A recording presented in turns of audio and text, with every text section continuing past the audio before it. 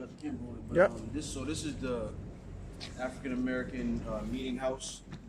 This is where the so-called blacks, the Negroes, were recruited for the 54th Regiment. So, matter of fact, right here on the first floor. I don't know if you want to peer in the windows real quick, but right here on the first floor is where they had the recruiting office. Matter of fact, here on the first floor, and like when you go inside. So if you go inside, there's a church inside. So inside the church, of course, in my face now. So inside the church is where they were signing the paperwork for all the recruits of the 54th Regiment. Then you had this dude. Frederick Douglass, I think two of his sons fought in the 54th Regiment. Two of his sons. So this is right here. This is the building they signed up at. So this building right here on this side, this is the first public school for so-called black people in the United States of America, the whole United States of America. First public school for Negroes. It was right here. But right now it's like a Frederick Douglass museum. They got pictures of Frederick Douglass, which they say at the time he was the most photographed, I think, Negro in American history, right? So they got all kinds of pictures of him in there, which Frederick Douglass today would be known as Uncle Tom, if you will, right? He had, I believe he had good intentions, right? He loved his people, but he rubbed and bumped elbows with Esau like he was one of them, you know what I mean? And he probably, I believe, looked down on niggas too, because that's, in that time, you got to think of all the psychological things that went on with Jake, where if I see I'm with the people that are in power, I got to be better than the people that ain't with them. You know what I mean? So I'm sure he had a little uppity in him too. But yeah, this is it right here. I don't know if you brothers got anything to say and mention about this, but this is right here where they recruited all those men in the 54th Regiment, man. Yep, right here in this building. The sad thing about all this is you're not going to find men like Nate Turner's name and things of that nature in some of these meeting houses here. You know, I mean, Nat Turner. Yeah. So you see here it says, Elder Reg, this site possesses national significance in the commemorating the history of the United States of America.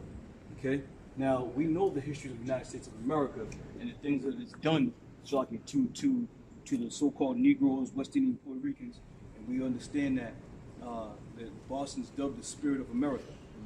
Okay, everything that the so-called black men has done, it wasn't done because they decided, we want to fight and build this place. It was done because first and foremost, they wanted to get their own peace. Okay, these devils wasn't going to give you no peace, but the only way you were going to get that peace if you have done something for them, go to war, do all the dirty work, what have you, man. But these people that we speak of, the so-called white man and all these other nations, the Lord's gonna pay them a heavy price, man, just for what they've done to the children of Israel, primarily the so-called Negroes, which is the tribe of Judah, which is the line of Yahushua. Go ahead. Proverbs 11:21. And so says, though hand joined in hand, the wicked shall not be unpunished. Right. You hold it right there, because when you see these meeting houses, you hear about Frederick Douglass and who were some of those other characters? Sojourner Truth. Oh yeah, Frederick Douglass. All these individuals, Thurgood Marshall, all these individuals, though hand joined in hand, Esau's still going to get punished. Yeah. The Lord's still going to punish you. And don't be surprised when the Lord puts a spirit on Jake to come after you individuals. Now, I was watching the show concerning, the 54th Regiment Monument, and they were having this big, there was it was a anniversary day. And all you had was all Edomites. All Edomites up there. We're going to thank this guy, and we're going to thank this guy, and the next Edomite will come to the podium. You want to thank this, you want to thank this. You had one black, lonely woman who came up, who was pretty much, the announcer. Right now, we're going to bring up so-and-so to the podium, and, but all this isn't about Jake, man. All this is about Esau and what he sees fit and how he wants this thing to be, taught throughout the world, man. Because black people have no significance in the playing of the upbringing of America. Though the so-called Negroes built America, right, they have no play and no part in the establishing of the foundation of this place, man. And I think like to say that Jake built this country is an understatement. Because when you look at all facets of life, right, music, living, all these different facets that we have in life, Jake was the leading the charge in all of those things. Mm-hmm. In this neighborhood that we're in, right, Nigga Hill it was called at one time. This neighborhood that we're in is the epitome of gentrification, man. Because you look around these brownstones, and you can see the difference from down in here. Not here because they've renovated, of course, but you can see the difference. If you're here in person, you can see the difference between how the neighborhood was here and how it is up on the hill, up higher on the hill, and then further east. You can see, man. You can see this, and now you look at it. Most of the people that live down here, the so-called white people. $1 million apartments, man, and we do deliveries down here. We know all the people that live down here. These are $1,000 apartments, not 1,000, not 2,000. Upwards than $3,000 to $5,000 apartments that these so-called white people are living in, where you had nothing but Negroes over here at one time. We call it Nigga Hill. This was the lowest of the low. This was the slums, if you will. This was the slums, and now you got they're $1 million homes. Matter of fact, they got an open house going on up here right now. We stepped inside, and the dude, the realtor or the broker, whatever you want to call it, said it was just under $5 million for just the first floor apartment in Nigga Hill. And you could tell too, because you keep seeing the camera, right? This whole idea of living on top of each other and stacked up, or living so close together, that was for us. That wasn't for them. How they was a dream way of living. You know, they had a yard, a side yard, a backyard. They had property. They had land, a fence. You know, this was an experiment for us to stack us up on top of each other. And so even when you walk through here, all these houses are, when you'll see it when you go down there, but all these houses, that's touched in together. So the thing, how many niggas can we squeeze in this one little area? In the north end is the same. Which was, when you have the north end, it was mostly the Italians, right? Which they're Jake too. You have mostly Italian, and they so when they came in, Jake got pushed out this way. So from the north end coming this way is where they got pushed into. Right. That's where you get the term the projects, because that's exactly what it was, a project to see how these people can live together in one building with as many as possible stuff in there. You know, like experiment. Right. And Jake went around from the projects. You know, you pretty much adopted that as, you know, a term of status, so to say. From the project of word, you know, but in all, most of these projects have names. And Jake was so foolish enough to take those names of these so-called white men who named these projects, had them tattooed Marcy Project, you know, Bunker Hill Project, whatever the case may be, and you live by that. So what you essentially did was you tattooed your slave captor's name on your chest, indicating what? You still belong to these devils, man. Not just how many people died behind those projects, you know? So-called fighting for your hood or your homeboys. Yeah, nothing. I got a precept. Baruch 3:8. Behold, we are yet this day in our captivity, where thou hast scattered us for a reproach and a curse, and to be subject to payments according to all the iniquities of our fathers which departed from the Lord our God. When you walk down, I believe it's in this direction where you got Charles Street. When I was walking that way a couple weeks ago, and the demographic is pretty much still the same. How they have downtown set up, how they have, you know, Charles Street set up with all the little shops and not bodegas, they don't call them bodegas, but the shops and boutiques. It's all the same demographic, where you got Esau in one place and Jake in another place, man. And what you realize is that our mishaps in this country weren't that long ago. They weren't that long ago. You got our people, they talk about slavery like it's ancient. But like it wasn't a long time ago. The last living slave died in 1971. He was born in 1841 and died in 1971. Imagine that, you see? The last living slave. Exactly. So we're not that far removed from the mistreatment of the people that we have on our side, the Negroes, West Indians, Haitian, Puerto Rican. We're not that far removed from those times, man. All you got to do is go to one of these older cities, man, in your state, and walk around and check out. Because they all got like historical neighborhoods. Like down where we live, they got the Highlands, right? They just go walk around those neighborhoods, man, and it's still the same demographic. Yeah, there's a story that comes from here about Charles Street Church. The Charles Street Church was somewhere, I think, down that street there. Now it is on Warren Street in Roxbury. Yep. Yep. Charles Street. Now you talk about from 1863, since Lincoln did what he did, 100 years from there, you're going into 1963. Right. And that's somebody that was alive during this era, that was 100 years old or 80 something years old, could have marched in the so-called civil rights movement. So he was fighting essentially the same fight ever since then. So it wasn't, like the elder said, it wasn't that long ago as they proceeded to be. Yeah, and, and you Jake, gotta wake up, man, because you think about America, your whole concept of America and the American dream, and to me, right? Because you got, I've been upset. I'm trying to do a show on it. I'm gonna do a show on it. But there's a podcast I listen to, and they was getting into the scriptures and talking shit about the scriptures. I wanted to do a show on it, but I've been mad about it. So I was trying to wait. I didn't want to sound angry in the show. I wanted to wait till the emotions subsided. But I say that to say, you got Jake, and their whole mentality of making it or being a go-getter is staying here in America. But to me, being a go-getter and being about getting about here is about attaching to the scriptures, attaching to Yahweh B'Shem Yahushai to get out of here. Because as it stands, being a part of this society, we're not going nowhere, man. If we don't depend on the only power that can get us out of here, we ain't going nowhere. Because your idea of money making and go getting is staying here. Staying in the place where you serve your slavery. Go ahead, bro. This is Micah chapter 2, verse 10. Yeah. Arise ye and depart, for Right. this is not your Right. rest. This ain't it for us, man. I'd rather be like what did Moses say? Choosing rather to suffer affliction than to live in pleasures of sin for a season, right? I'd much rather be a poor man in the kingdom of heaven than to be a rich man here in America, man. That's right. I'd much rather, because then I know in the kingdom to come, it's going to be righteous. It won't be like this, man. They left these things here for a reason. Really, you should knock them down. You should knock them down, but they left them here. This is for Jake to remember. Look what we had you doing, nigga. We never came here.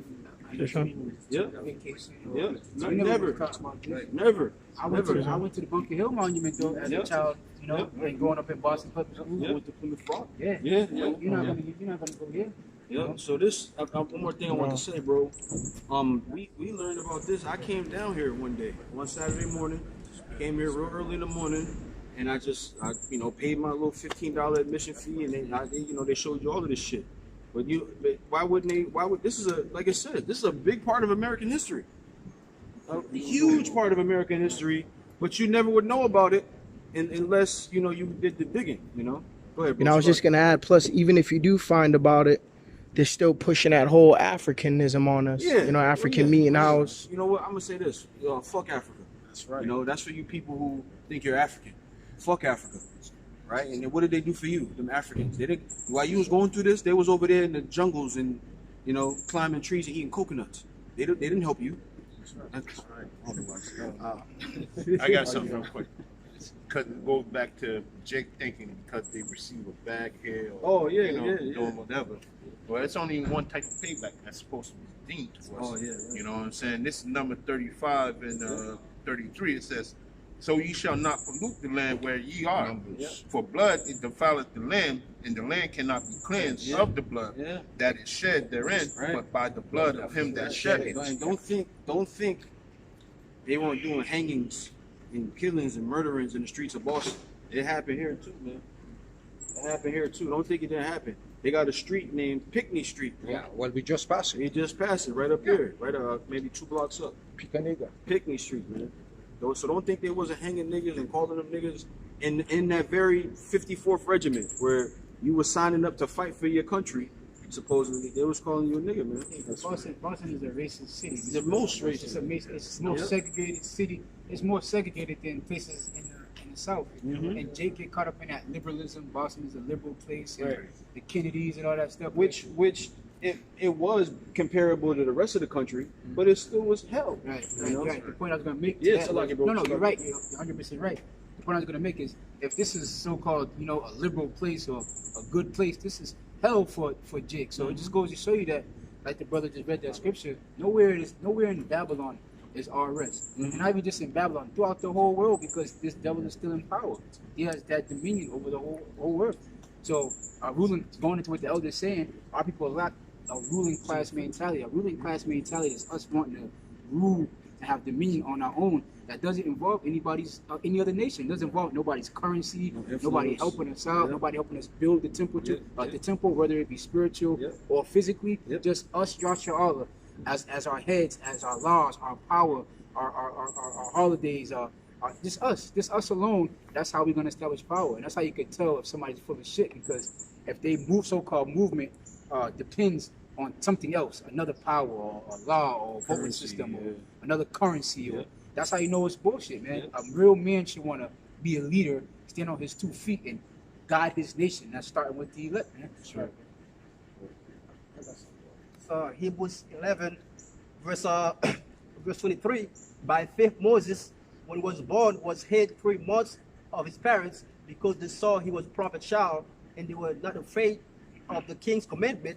By faith, Moses, when he was come to years, refused to be called the son of Pharaoh's daughter, choosing rather to suffer affliction with the people of God. See that? He said by faith. That's a faithful thing. Moses was semi the son of the Pharaoh, you know, so he had all those privileges amongst even Egyptians he was hiding, but he chose rather to suffer the affliction with his people rather than to have live this life of luxuriousness, if that's even a word. Was he a go-getter by modern standards?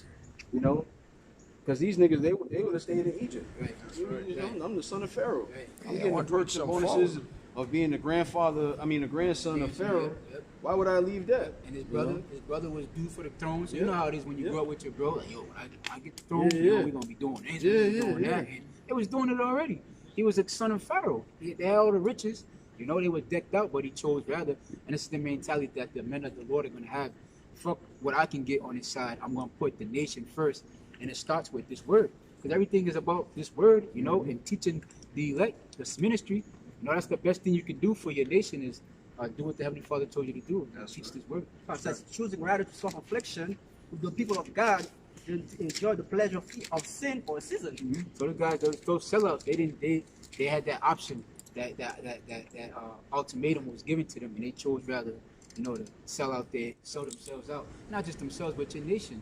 And you got these celebrities that sell out too, and they try to talk, you know, like for instance T.I., you know, he's the leader for black culture, you know what I'm saying? But he'll get on a record and talk this, shoot 'em up, bang bang, how much drugs he sold, trap house, trap music and all this, fuck bitches and I fucked your wife and all that wickedness, but then get in real life and try to be the leader, but you already done sold out. Walking contradiction. Yeah, walking contradiction. So nobody's gonna believe it. And that's why Esau could look, what they could say, what about Chicago when you niggas march with Black Lives Matter, and it's legitimate because look at Chicago. Black people, so-called black people, kill themselves, you know, and no, there's no movement to get them going, you know, get them out of that run. That's right.